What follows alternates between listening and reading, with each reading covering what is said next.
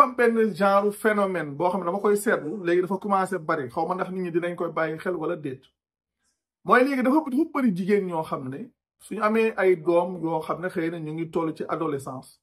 seen papa bàyyi koo fi ci lu ci bari benn seeni doom dañuy wax ne seen yaay warta sëy ak keneen te souvent da ngay gis jigéen ñoo xam ne duñ ay mag ndax man gis naa ci ay cas mais damay gis ne loolu c'est tout à fait un problème maanaam jigéen sa borom kër su fi bàyyi ko ba nga jàpp sa ba nga tënj ba noppi amut dara lu la tee nga amaat beneen borom kër waajur yi tamit ñoom it loolu war nañ cee wax ak seeni doom ndax gis naa ci ay cas yoo xam ne doom yi day mel ni dañuy imposer seeni yaay ngir ñu bañ a amaat beneen borom kër te loolu tamit problème bu mag sëkk la ndax seen yaay yi yàlla xaraamalul ci ñoom ñu amaat beneen borom kër seen waajur wu góor wàcc na liggéey loolu dogalub yàlla kenn mënu ci dara mais moom ab dundam taxaw nga xam ne ab dundam nekkul loo xam ne day taxaw su fi borom këram bàyyi ko jigéen ñi ñoom it loolu war nañ di ci wax di wax ak seeni njaboot ci loolu ndax loolu lu ci bari ay lor lay jur ci seeni yaay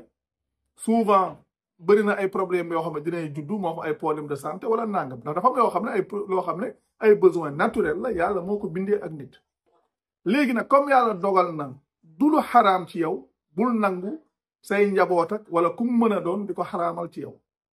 même sa borom kër bi doon dund naan su ma fi deewee su ma deewee maam bul sa yaata keneen nangam yooyu taxawul kii dund yaa ngi dund ku dee nga loolu mooy àdduna comme ñenn ñi di wax naan ñun suñu waajur moom kilifa la woon wala nangam su fi bàyyi ko suñu yaay warul sa yaata keneen loolu caaxaan mënu ko weesu loolu yàlla ci yonent bi képp la ko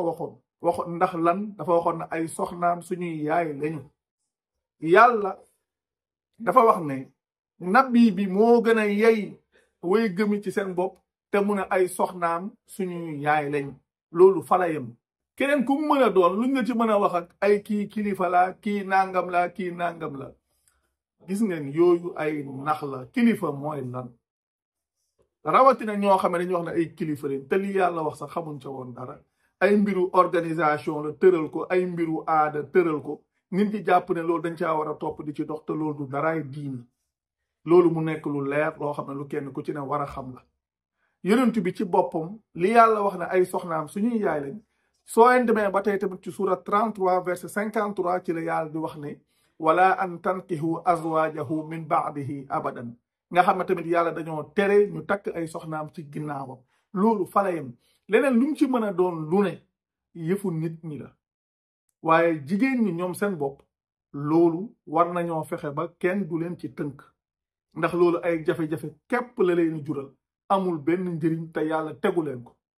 damay wax ne nag nit lu yàlla xaraamalul ci yow bul nangu ku ko xaraamal ci yow su fekkee ne xëy na comme ni ñu koy waxee peut-être maanaam nga nekk ci benn tristesse wala nangam ba tax nga wax yooyu tamit ay erreur la am na ñoo xam loolu moo leen ciy dugal seen borom kër bàyyeekoo ne fi ñu ne dootuma sa yaata keneen nangam mu bàyyeekoo fi nga dem ba mu yàgg ba loolu dem ba rees nit ñi di dem di doxi seen soxla di dem ak a ñëw nga toog jàkkaarloog la réalité de sa monde nga xam ne man kat la ma waxoon kat loolu kat jafe-jafe la moo tax nit li may wax lu la yàlla tënkeewul bu la ko kenn tënkee soo décidé sa bopp ne yow doo ko def yow sa décision bopp la mais loolu sax bu ko wax à l'avance yow la na nekk sa décision nga fas yéene dund ci loolu